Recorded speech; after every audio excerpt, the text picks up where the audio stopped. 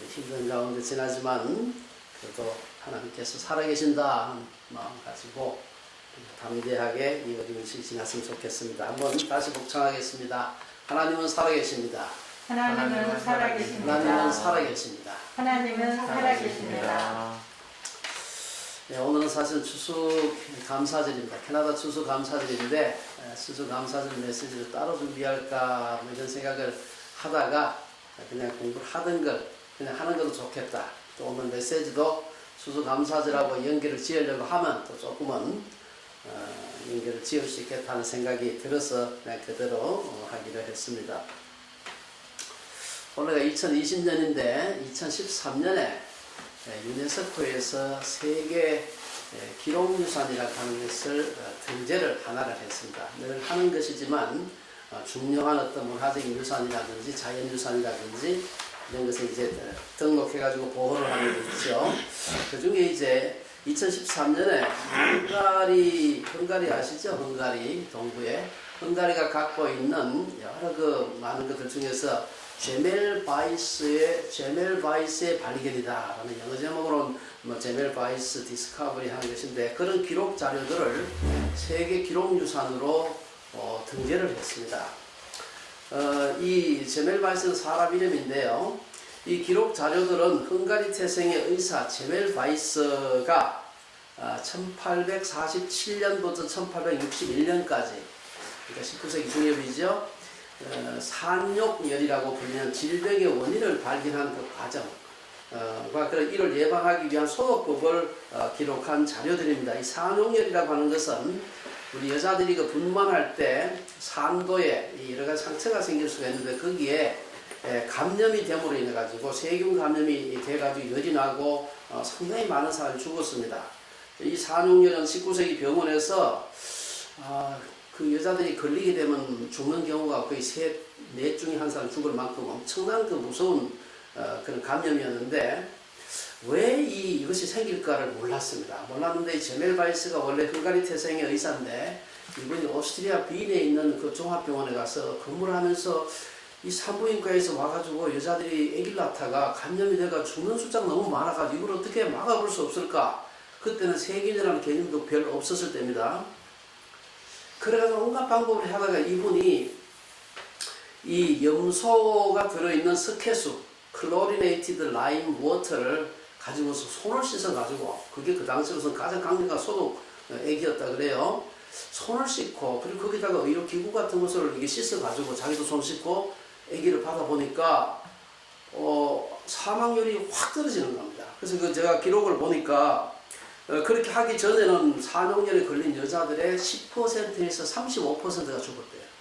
그런데 손 씻고 난 뒤는 0%에서 2%만 죽었다. 뭐 이건 결정적으로 사람의 손을 통해서 뭔가가 미생물이 전달돼 가지고 산모가 감염이 되고 그래서 그걸로 죽는다는 것이 명백하게 결정이 확실히 됐는데도 불구하고 그때까지만 해도 참 그 아리스토텔레스의 그 의료 갈렌이라는 사람의 뭐 이런 그 상식 이런 게 막 있어가지고 병이라고 하는 것은 뭐 책이 우리 몸에 4가지가 있는데 그게 균형을 안 맞춰서 그렇다 이런 이상한 뭐 주장을 계속하면서 그 말도 안 되는 소리를 말하가 이분이 거기서 사실 파면이 돼요.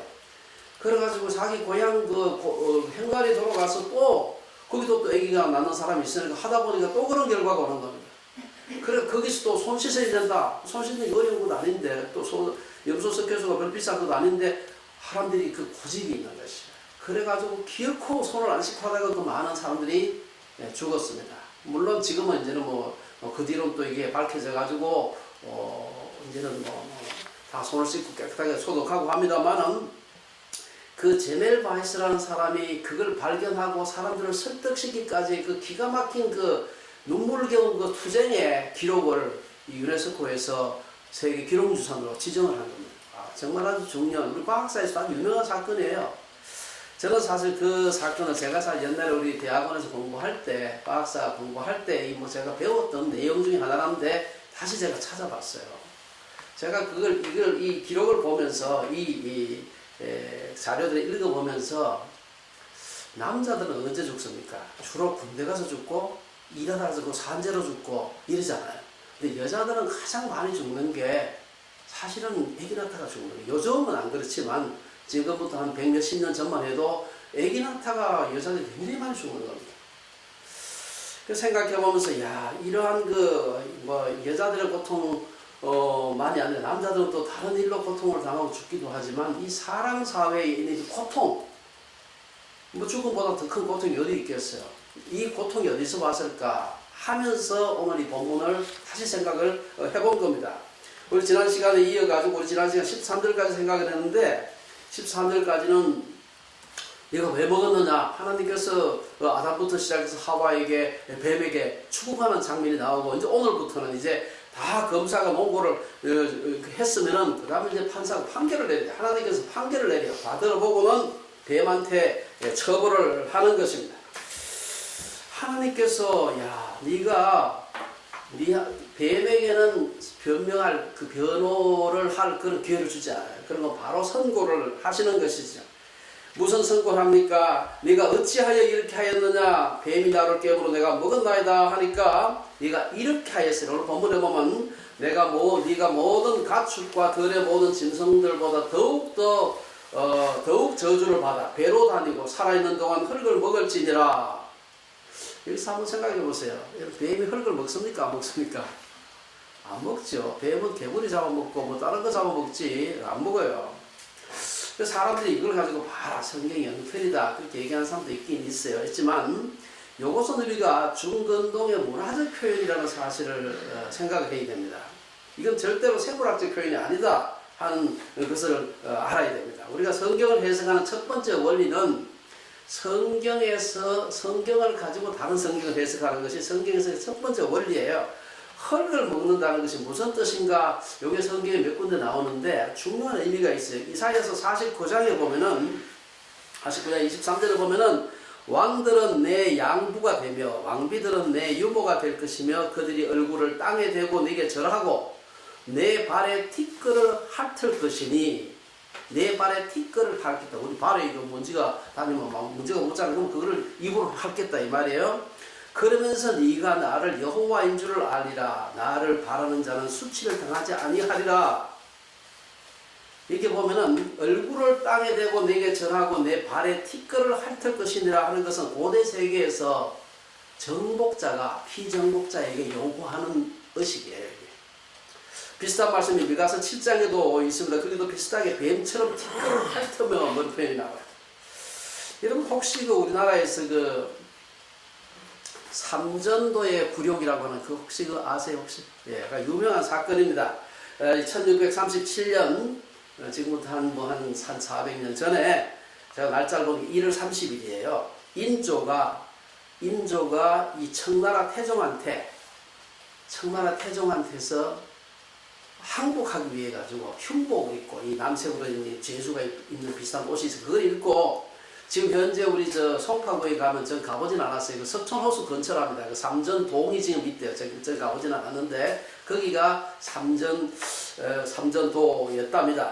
거기에다가 청태종 앞에서 청태종 구청이라는 높은 계단에 저 위에 용상을 차려 있고 이렇게 있고 우산 이렇게 위에 양산 이렇게 하고 있고 조선의 인조는 거기에 막 죄인처럼 밀어가지고 그 옷을 입고 백성들은 통곡을 하고 나가서 거기 가서 참 삼배구고두 크게 세 번을 절하고 9번 머리를 조아리는 삼배구고두 뭐 말도 이상해. 하여튼 어렵더라.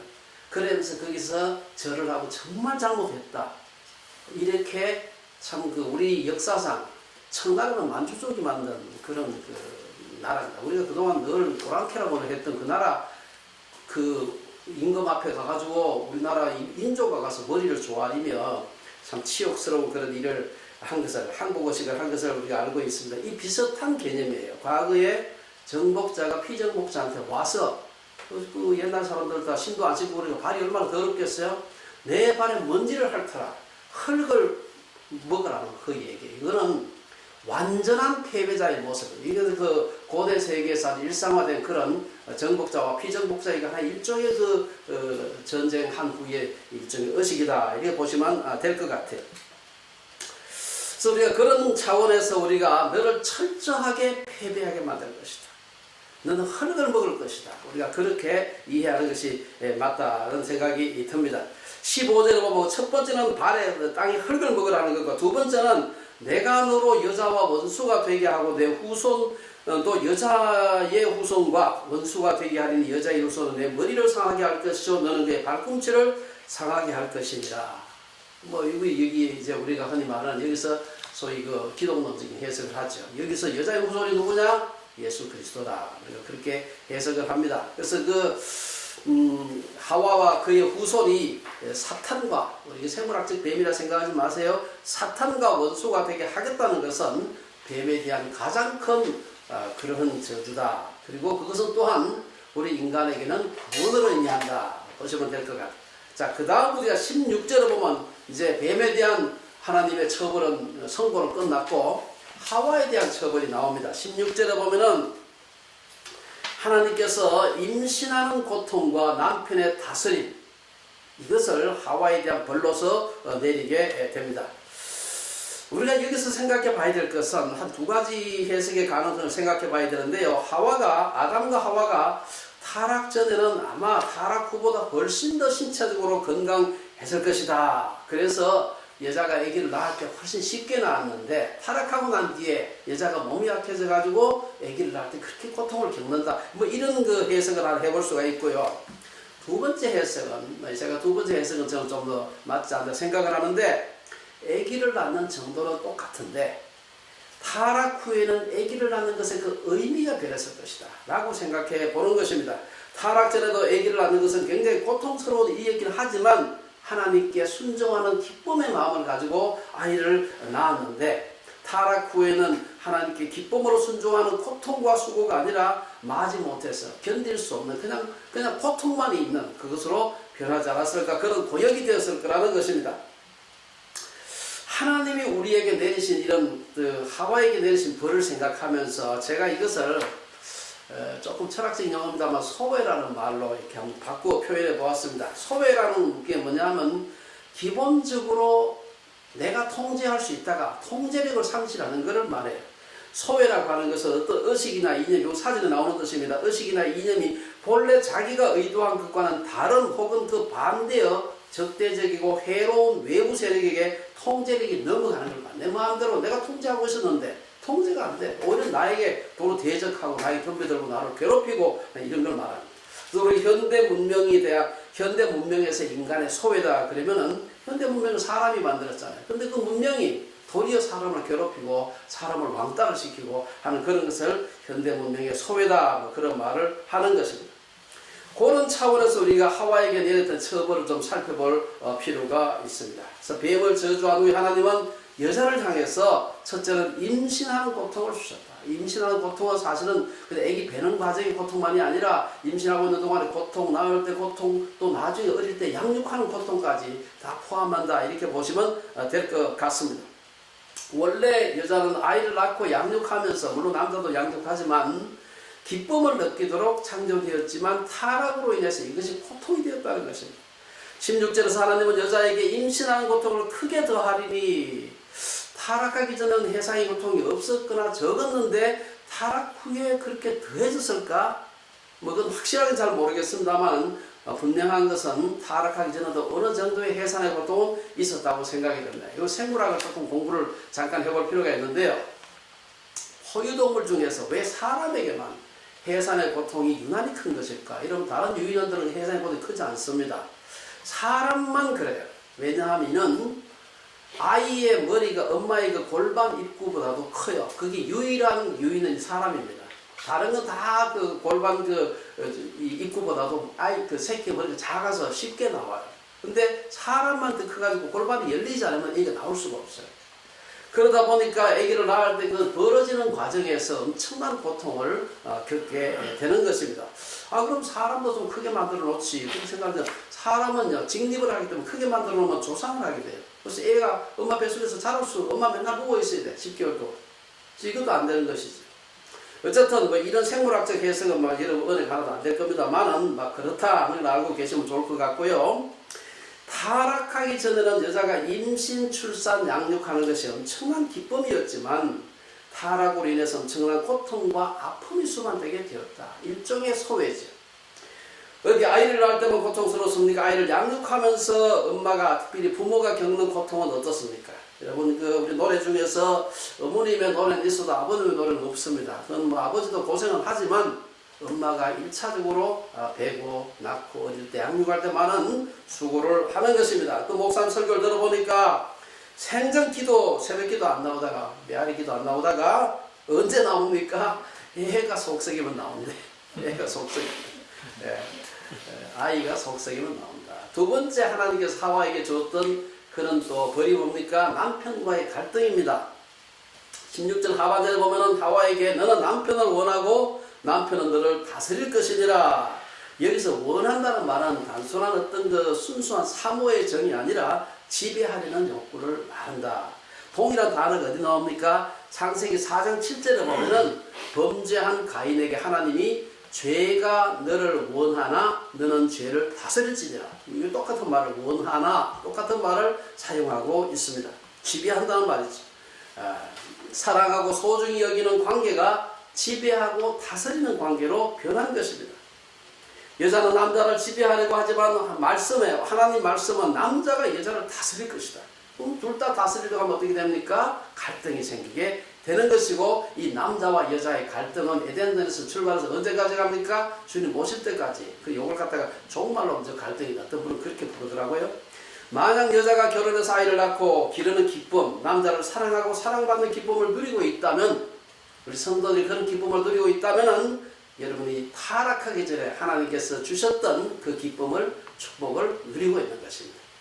타락으로 인한 소외를 극복한 것이라고 할 수가 있습니다. 타락으로 인해 아이를 낳고 기르는 것에 의미가 변질되었음에도 불구하고 창조 때 우리에게 주셨던 그 축복은 불완전하지만 여전히 지속되고 있습니다.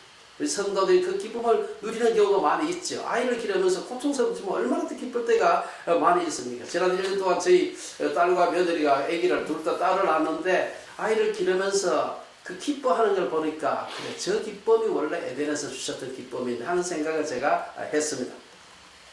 자, 그 다음에 이제 그 17절에서 오늘 마지막 절에 보면은 아담에 대한 처벌이 나오고 있습니다. 이 17절에 보면 뭐라고 합니까? 땅은 너로 말미암아 저주를 받고 너는 평생에 수고하여야 그 소산을 먹으리라. 남자는 원래 노동하면서 삶의 기쁨과 의미를 발견하는 존재로 창조되었습니다. 사내 남자는 밭전자 밑에 힘력자입니다. 밭에 가서 열심히 일하는 게 남자입니다. 그런데 이 타락으로 인해서 노동의 고통이 들어온 것입니다. 제가 여기서 하나 좀 말씀드리고 싶은 것은 노동이 들어온 것이 아니라 노동의 고통이 들어온 것입니다. 아담이 타락하기 전에 노동이 없었을까? 노동이 있었어요. 성경에 보면 분명하게 노동이 있는 것을 볼 수가 있습니다. 창세기 2장 4절에서 17절 몇 주 전에 강의를 했습니다. 이걸 강의하면서 노동은 인간됨의 의미입니다. 이 타락하고는 관계없이 그 전에 하나님께서 인간에게 주신 거룩한 명령이다. 인간은 창조될 때부터 노동하는 존재 호모 라브란스로 지어졌다. 그 말씀을 드렸죠. 하나님은 이미 타락하기 전에 2장 15절에서 뭐라고 얘기합니까? 그 사람을 이끌어 아담을 이끌어 에덴 동산에 두어 그것을 경작하며 지키게 하셨다. 경작하며 지키는 게 뭡니까? 일하는 거죠. 하나님의 에덴에서 아담에게 명했던 첫 번째 과업이 뭡니까? 동물들의 이름을 짓는 것이고 그 자체가 그것도 굉장한 노동입니다. 그렇기 때문에 우리가 타락 전에는 노동이 없었다 그렇게 하는 것은 맞지 않는다. 노동과 인간을 생존하게 만드는 인류의 역사가 지속되게 만드는 두 가지 요소가 뭡니까? 노동과 생식입니다. 이 두 가지, 하나는 여자에게 더 큰 비중이 있고 하나는 남자에게 더 큰, 같이 하지만 비중이 좀 이제 남자와 여자에게 나누어져 있습니다. 그래서 우리가 타락하기 전 노동은 하나님의 명령이자 인간의 본질이고 신성한 것이었다. 그래서 노동에서 소외될 때 노동을 할 수 없거나 노동의 의미가 변질될 때 인간은 허무감을 느끼게 돼요. 내가 왜 이 짓 왜 하지? 이 타락은 오늘날 타락 이후에 노동이 소외가 되었다. 여자가 아이를 기르면서 느끼는 그 소외가 있는가 하면 남자들이 노동하면서 느끼는 소외가 있습니다. 노동 현장은 소외와 죄의 현장이며 동시에 하나님의 은혜를, 하나님의 구원을 경험할 수 있는 현장이기도 합니다.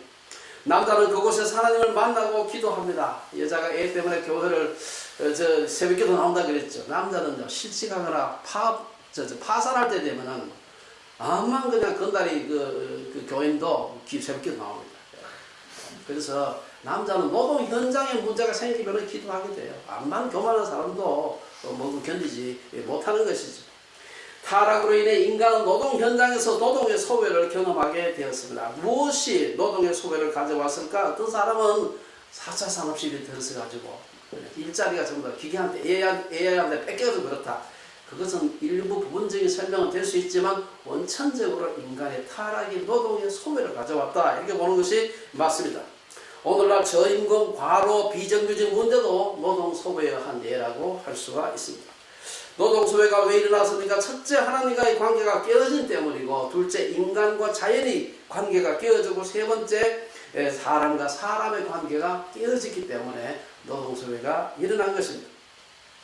이로 인해서 노동은 다만 돈을 벌기 위한 수단으로 노동 자체가 기쁜 것이 아니라 노동해서 받은 그 보상에 더 관심이 있는 것이죠. 그게 이제 그 보상에 집중하는 노동이 되어버리고 말았습니다. 이것이 바로 노동의 소외의 시작이었다 볼 수가 있습니다.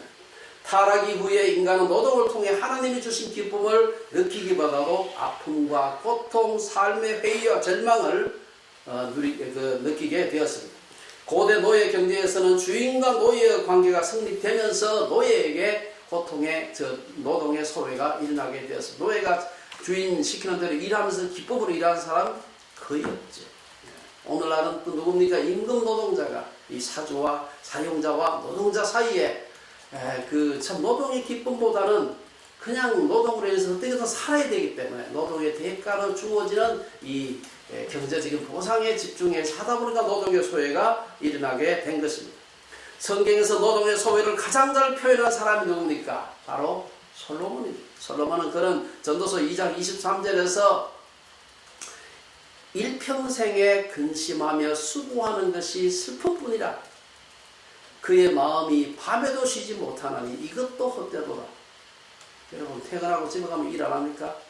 특히 저희처럼 우리 정신노동을 하는 사람은 24시간 잠잘 때도 꿈꾸면서 그거 생각합니다.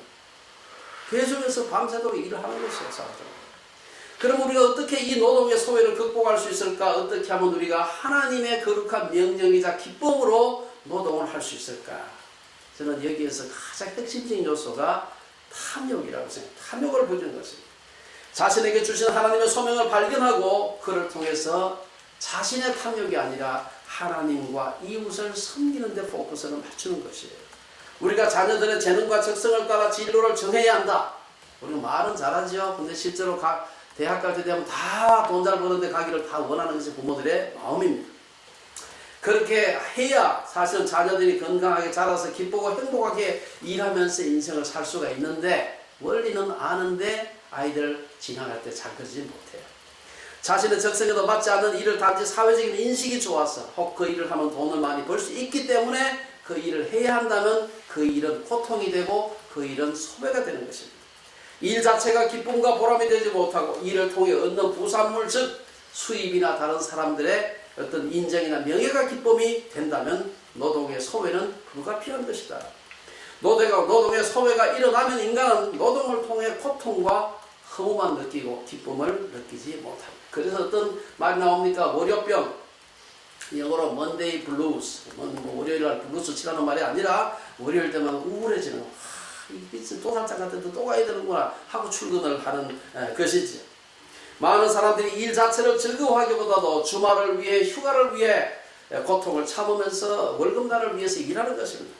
제가 오래전에 저희 그 친구로부터 들은 그 친구의 이 친구입니다. 제 직접 친구는 아니고 친구에 대한 얘기 들은 적이 있습니다. 그 친구는 아주 고등학교 공부를 잘했어요. 고등학교 공부 무지하게 잘하면 이과는 의과대학 가고 문과는 법대 가지 않습니까? 하는 말로 이제 그런 거죠.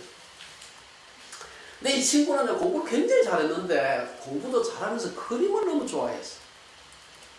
그림을 좋아했는데도 뭐 부모가 고등학교 3학년 때 공부를 무지하게 잘하니까 그건 놔두겠어요? 법대가. 그래서 서울법대를 갔습니다. 그래서 어렵지 않게 뭐 사법시험도 패스했어. 근데 자기는 그림을 너무 그리고 아마 그동안 그림 좀 그렸겠지. 사법시험 다 패스하고 난 뒤에 이제 그때도 머리가 좀 굵었지 이제 컸지. 부모님한테 정식으로 부모님께 죄송하지만 지금까지는 내가 부모님의 인생을 살았습니다. 이제부터는 제 인생을 살겠습니다 하고 사법연수원 안 가고, 사법연수원 안 가면 아무도 못해요. 예, 사법연수원 안 가고 그림 그리는 쪽으로 갔어요. 제가 그 뒤로 그분이 어떻게 살았는지 잘 모르겠어요. 제가 뭐 직접 친구가 아니라서 모르는데 제가 오래전에 들은 얘기들 참 머릿속에 깊이 남아있어요. 자기가 즐거워하는 일을 하면서 하는데 그게 자기의 생업하고 연결이 될 수 있으면 그게 인생의 행복입니다. 좋아하는 일을 하면서 먹고 살 수 있다면 그 노동의 소외를 극복하는 거예요. 수고해도 괜찮아. 밤새워도 자기 좋아하는 일을 하면 의미가 있다면 문제는 없는 것입니다. 결론적으로 몇 가지 말씀드리고 마치겠습니다. 지금까지 우리가 타락으로 인한 인간의 소외, 여자와 남자에게 일어난 소외가 무엇인지 살펴보았습니다. 이걸 어떻게 극복할 수 있을까? 첫째는 여자들은 자녀에 대한 집착으로부터 벗어날 때 에덴에서의 그 고통, 타락으로 인한 그 고통, 소외를 벗어날 수 있습니다. 우리가 16절에서 하와에게 네가 임신한 고통을 크게 더하리니 내가 수고하여 자식을 낳을 것이라. 임신하는 고통은 임신과 이제 그 모든 그 아이를 키우면서 양육하는 고통을 다 포함한다 그랬죠. 아이를 위한 엄마의 수고는 아름답고 창조 질서에 해당하는 것입니다. 또 어린아이가 아이가 어릴 때는 엄마가 전적으로 돌보지 않으면 아이가 또 크지 못하죠. 여러분 그 아이를 어릴 때 돌보는 소위 그 머터니티 기간이라죠. 엄마 모성 본능이 살아있는, 강하게 살아있는 것은 사람만 그런 게 아니에요. 동물도 마찬가지입니다. 며칠 전에 지난 9월 12일 날 보니까 우리 내륙도시 펜버톤이라는 데서 그 30살 난 사람 친구들하고 사냥을 갔다가 숲이 막 우거져 있어. 사냥터로 가다가 숲이 우거져 지나가다가 무덤으로 가다 보니까 거리절리 그 회색곰 새끼들이 몇 마리가 앞에 있어 못 본 거예요. 그거를 해치려고 한 것도 아니고 가다 보니까 맞닥뜨렸어. 새끼가 보고 있으니까 엄마 바로 옆에 있겠죠. 엄마가 이 사람이 자기 새끼를 해치려고 한 것도 아닌데 가까이 온 것만으로도 저러면 내 새끼를 해치는 놈들이다. 바로 덤벼 들어가지고 이분이 굉장히 크게 다쳤는데 다행히 막 다른 친구들이 소리를 지르고 난리치고 거의 뭐 중상을 입었는데 그 뭡니까 무슨 그 긴급 호출기가 있대요. 그 해가지고 헬리콥터가 와서 싣고 병원에 가서 목숨을 건졌다는 얘기를 며칠 전 신문에 났습니다. 자녀를 위한 수고도 사실 엄마들의 어릴 때 자녀들에 대한 모성 본능은 세상에 제일 강합니다. 엄마는 여자는 약해도 엄마는 약하다 뭐 그런 말도 있지 않습니까? 자녀를 위한 수고는 아름답지만 자녀에 대한 집착은 모성의 소외다 이렇게 할 수 있습니다. 엄마가 자녀를 사랑하는 것은 아름답지만 자녀에게 집착하는 것은 타락으로 인한 소외의 틀에 갇히는 것입니다. 아주 어릴 때는 자녀들이 부모의 전적인 보호가 필요하지만 자라면서 하나님은 자녀들에게 주신 재능과 은사대로 살아가기를 원하시는 것입니다. 부모는 그러한 재능과 은사가 드러날 수 있도록 돕는 청지기에 불과한 것이다. 여러분 다 이론 알죠? 근데 실제 잘 안 됩니다. 이게 우리가 그 타락으로 인한 소외를 극복을 하는 것이 필요한 이유입니다. 그렇지 않고 부모가 이루지 못한 꿈을 자녀에게 강요하거나 다른 사람들의 눈에 번듯하게 보이는 직업을 갖도록 강요한다면 부모도 자녀도 행복하지 못한 인생을 살게 되고 에덴의 소외를 대물림하게 됩니다. 두 번째, 남자는 어떻게 소외를 극복할까? 아까 말씀드린 대로 물질에 대한 탐욕으로 벗어나는 것입니다. 하나님은 본문 17절에서 아담에게 땅은 너로 말미암아 저주를 받고 너는 평생에 수고하여야 그 소산을 먹으리라. 그리고 19절에서 뭐라고 그럽니까? 내가 흙으로 돌아갈 때까지 얼굴에 땀을 흘려야 먹을 것을 먹으리라고 했습니다. 기쁨의 노동이 남자에게 고통이 되었다는 말은 노동의 소외를 의미하는 것입니다. 소산을 먹기 위해 일을 한다는 것은 노동, 즉 수고롭게 움직이는 일. 노동이 뭡니까? 수고로 움직일 동사입니다. 수고롭게 움직이는 일은 누구에게나 힘든 것입니다. 만일 이 힘든 일을 기쁨으로 할 수 있다면 그 노동의 소외를 극복하는 것입니다. 힘이 들더라도 하고 싶은 일, 재미있는 일, 의미 있는 일은요 밤잠 안 자고 해도 힘들지 않아요. 그런데 내가 참 먹고 살길 말씀에 왜 이 짓을 할까? 이렇게 하면서 일을 하면 너무나 힘든 것입니다. 우리는 그런 일을 찾기 위해서, 만들기 위해서 노력해야 합니다. 사실은 쉽지 않습니다. 하고 싶고 재미있고 의미 있는 일. 저거 첫 장만 따가도 하재인, 우리 일 하재인. 하고 싶고 재미있고 의미 있는 일을 하면서 먹고 살 수 있다면 그 인생은 가장 행복한 인생입니다. 어떤 일을 어떤 일은 아무리 돈 많이 줘도 하고 싶지 않은 일 있죠. 어떤 일은 주머니 돈 털어가면서 하고 싶은 일이 있습니다. 하고 싶고 재미있고 의미가 있어서 먹고 살 수만 있다면 돈을 받지 않고도 일하겠다고 하는 거 있으면 그것은 하나님의 부름이고 노동의 소외를 극복하는 방법입니다. 그런 일이 특별히 있을 수도 있지만 그 일이 내 일이라고 스스로 내가 확신하는 것도 중요합니다. 제가 너무 어려운 얘기 하고 있는지 모르겠어요.